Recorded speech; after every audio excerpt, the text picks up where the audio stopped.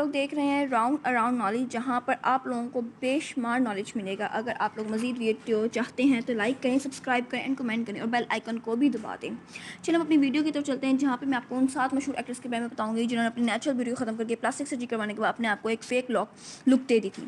جہاں پہ 7 نمبر پہ آتی ہیں فضا علی، جو کہ پیدا ہوئی تھی 5 اکتوبر 1984 میں۔ شوبز میں آئی تھیں یہ 2003 میں۔ انہوں نے پہلا ڈرامہ کیا تھا مہندی۔ انہوں نے بوٹاکس کا انتخاب کیا تھا اور اپنے ہونٹوں کو سرجری کروانے کے بعد انہوں نے اپنے آپ کو ایک اصلی بطخ کی لک دے دی تھی، جو کہ ان کو اپنے آپ کو شیشے میں دیکھنے کے بعد بہت غصہ آیا۔ بندہ پوچھے کیوں آپ لوگ سرجری کرواتے ہو جبکہ آپ لوگ کو اتنی خوبصورت شکل دی گئی ہو؟ تو چلیں نیکسٹ ہم اپنے آتے ہیں 6 نمبر پہ، جہاں پہ ہم بات کرتے ہیں سعدیہ امام کی۔ وہ پیدا ہوئی تھی 27 اکتوبر کو 1979۔ انہوں نے شوبز میں انٹر کیا تھا اپنی 16 کی عمر میں، جہاں پہ انہوں نے بہت سارے ڈرامے کیے تھے، بہت سارا فیم کمایا تھا، لیکن انہوں نے اپنے آپ کو اپنے گالوں کو برباد کر اور لوتھنگ سرجری کروانے کے بعد اپنے فائنل کیریئر پہ دھبا ڈال دیا تھا۔ نہ جانے لوگ کیوں سرجری کرواتے ہیں، مجھے سمجھ نہیں۔ اگر نہ کروائیں تو اپنے نیچرل لک کو ہی دیکھیں تو بہت خوبصورت ہوتی ہے۔ اگر 5 نمبر پہ آتے ہیں تو وہاں پہ آتے ہیں ہم سارہ لورین کے بارے میں، جو کہ پیدا ہوئی تھی 11 دسمبر 1985 میں۔ ان کی عمر تھی 37 ایئر اولڈ۔ انہوں نے سٹارٹ کیا تھا شوبز 2010 میں۔ وہ ان فیو آرٹسٹ میں سے تھیں جو جانے جاتی تھیں نیچرل لک کو لے کے، نیچرل بیوٹی کو لے کے اور نیچرل فریگمنٹ لک کو لے کے۔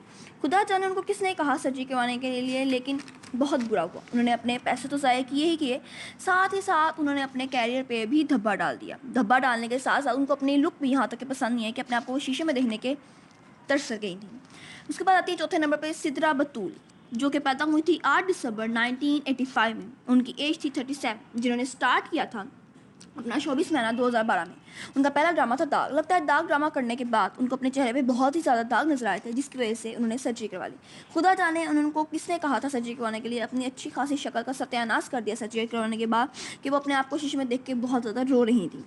اس کے بعد ہمارے پاس آتی ہے 30 نمبر پہ صدف کنول، جو کہ پیدا ہوئی تھی 29 اگست 1991 میں۔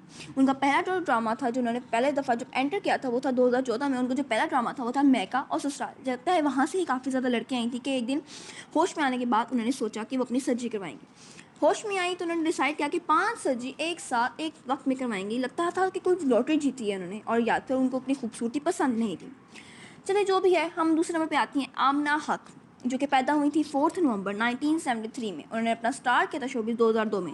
ان کا پہلا ڈرامہ تھا نگاہ۔ نگاہ کا مطلب نظر، لوگوں کی نظروں میں بہت خوبصورت تھی، لیکن انہوں نے اپنے آپ کو کیا کہتے ہیں اتنا گندا پلاسٹک سرجن چوز کیا تھا پوری دنیا میں کہ ان کو اپنی خوبصورتی سے ہاتھ دھونا پڑا۔